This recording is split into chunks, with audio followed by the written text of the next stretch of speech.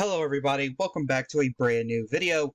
Today, this is the very first video that I'm recording in a new room, so we'll see how, the echoing of the walls, if that's a thing, or if the air conditioner behind me gets in, the sound. If it does, I'm going to have to re-record this, so that's fun. But today we're doing another installment in the How Blank Can Win in Blank series. Today we're doing how a Republican could win in the state of Washington. The last time Washington State had a Republican governor was John Spellman back in 1985, before a new governor came in, which was a Democrat, by the way. I believe he only served a single term. So how does a Republican win in a state like Washington, a very liberal, very suburban-heavy, college-heavy, urban-heavy? Seattle dominates the state on a molecular level, along with its blue suburbs. How do you do it? Well, you need to shift the state 20 points to the right, which is a monumental task. Of course, we just did a video on West Virginia, and that was a 40-point shift to the left. So if Democrats can do that, I'm sure Republicans can do the same here. However, it's a bit different. Also, what kind of Republican do you need? And this is where I come in. This is my mojo, because you need a moderate populist in order to win in the state of Washington as a Republican. You're damn right. You need someone who's socially moderate, economically populist. Yes, I fucking knew they would come into frame eventually. Now, of course, moderate populism is a very rare breed. I'm the only one that I know of, outside of maybe our Lord and Savior, Big Jim Justice, who is a moderate populist, and maybe even Joe Lombardo, but that's up to debate. But who are the closest Republicans that we could say is a moderate populist? Of course, when I reveal these names, of course, there is a assortment of things that could be wrong with, like, hey, he's not a moderate populist because of this and that. These are names that were closest in mind. Let me just say that. First, we have Franklin County Commissioner and former NFL player Clint Didier. These are guys who could theoretically win a statewide election in Washington. However, there's a lot going against them. For Didier, it's the fact that he's a former perennial candidate, winning his last two elections. So he's currently the Franklin County Commissioner who just got reelected a second term. I don't know if he's allowed to run for a third term, but if he is, he's probably going to win again. Philip Yen, who works at the Bloomberg Broadcasting Network, I believe is what it's called. Bloomberg News. Anyway, he's a Hong Kong-based news anchor who, lives in Washington State. He was also the lieutenant governor candidate in 2016. He lost, of course. Dave Reichert, who's currently running for governor in 2024, a former U.S. congressman who's also the former sheriff of King County, where Seattle is. Bruce Damier, who's the Pierce County commissioner, a blue county. Let me just rephrase that. Pierce County Commissioner, blue county, anyway. So these are candidates who could hypothetically win a statewide election in Washington. Of course, none of these guys have disowned Trump in the past, as far as I know. None of these guys have, gone off the rails with TDS or whatever it's called, Trump derangement syndrome. So they could still win over the Trump base easily, right?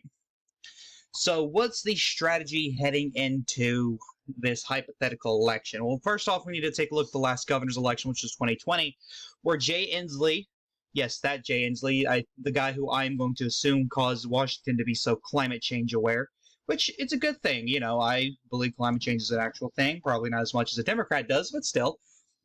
He ended up defeating Loren Culp by 13 points, which is an underperformance of 6 points of the national environment, which Washington went to Biden by 19.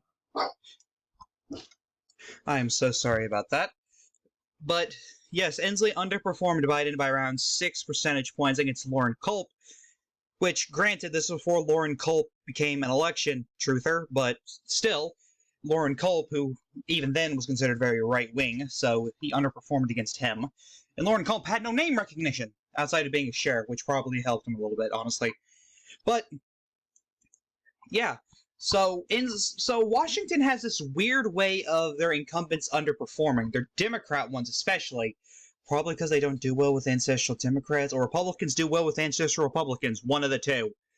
But, so, how do you win in a state like Washington? One, suburban voters, that's a key in any state almost, especially in a blue state when you're trying to win as a Republican. You need to win over suburban voters a lot.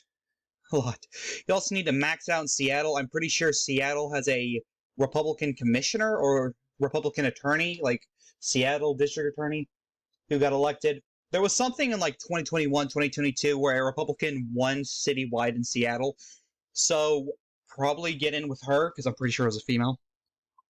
Get with her, campaign with her in Seattle, and max out as many voters as you can in Seattle. The better you do in Seattle, the better you do in Washington State.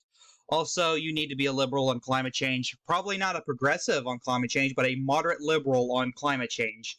You need to acknowledge its existence, have a plan to back it up, and then, whenever someone asks you a question about climate change, you be like, yeah, climate change is a real thing.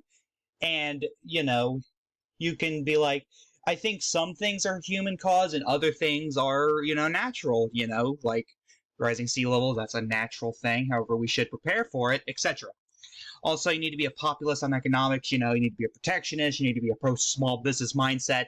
You need to increase wages. You need to be in favor of a $15 minimum wage or higher. Honestly, if you're a Republican supporting anything higher than $15, can we talk? And can you run for governor? Anyway, also, there used to be a channel on YouTube talking about how Washington could be a red state, how we could flip Washington red. It got deleted. I wonder what happened to it. No, I don't. Anyway, also, you need to be pro-choice on abortion. This is, in other blue states, you can get away being moderately pro-life, but not in Washington. Not in Washington, you can't. You need to be pro-choice. Tiffany Smiley was just straight out said she was pro-choice. She lost by 15. You need to dance around the abortion issue as much as you can while still trying to convey that you're pro-choice. You're a politician. Figure it out.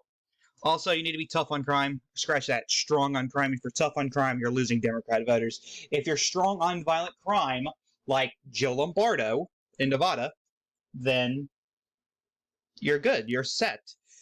Because, crime is a big thing up there in Washington because rioting and shit. If you come out with a solution that isn't, political bullshit, you should be able to convince Democrats to vote for you. Also, you need to be a dove on non-violent drug offenses. Like, if someone's got fucking cocaine in the back of their car and they weren't violent, they didn't hurt anybody to get it, arrest them, take the coke, be like, hey, don't do that again. Go to rehab. That's where you're going. You're not going to jail, you're going to rehab. See, pretty much you just be like, we're going to send non-violent drug offenders to rehab. That's what you should be doing. That's what we should be doing as a nation, but oh well. Also, as with West Virginia's video, you need to have progressive economics. You need to be pro-union. You need to support that weed legalization if it's not already legal in Washington, which, if it's not, Jay Inslee, what are you doing? Also, you need to be against you need to be big against Big Pharma. Anti-Big Pharma. Yeah, get all those progressive voters to come to you, especially if the Democrats nominate a moderate. Also need to support a progressive tax as well as campaign finance reform, and boom, that's what you need to do. Those certain things. We'll talk about what else you need to do, but these are specifics, the big ones right now. What are some counties to target? They're not a lot. Not a lot. You need to win over Skagit County, Clark County, Whitman, Pierce. We've talked about Pierce before. You need to talk about Island County, Kitsap County, as well as how the fuck do I pronounce that? Snohomish County. I need to drink for that one. That was oof.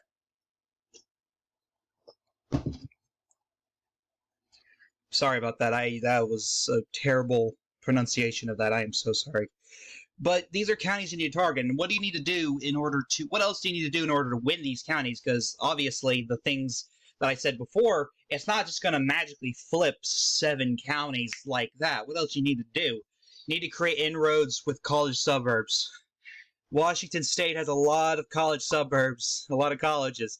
And if you can make inroads with those, I don't want to say support, student loan forgiveness, but I'd do something about, like, funding for education, especially, like, I wouldn't say funding for universities because that could hurt you with independents and Republicans, but something that would, make these college suburbs like, I don't know what that is specifically. Also, target Asian voters. There's a lot of Asian voters in the state of Washington. I learned that making this video. You learn something new every day. Anti-affirmative action would typically do it. Then again, you'd be hurting your chances of college suburbs. I'm not the best when it comes to having Asians like you. That sounds wrong out of context. Anyway, also you need to target Native American voters. There's not a lot, but there's more than the average, but still not a lot. However, if you can win over like the majority of Native American voters or more than what a Republican typically gets, that's better than nothing. Trust me.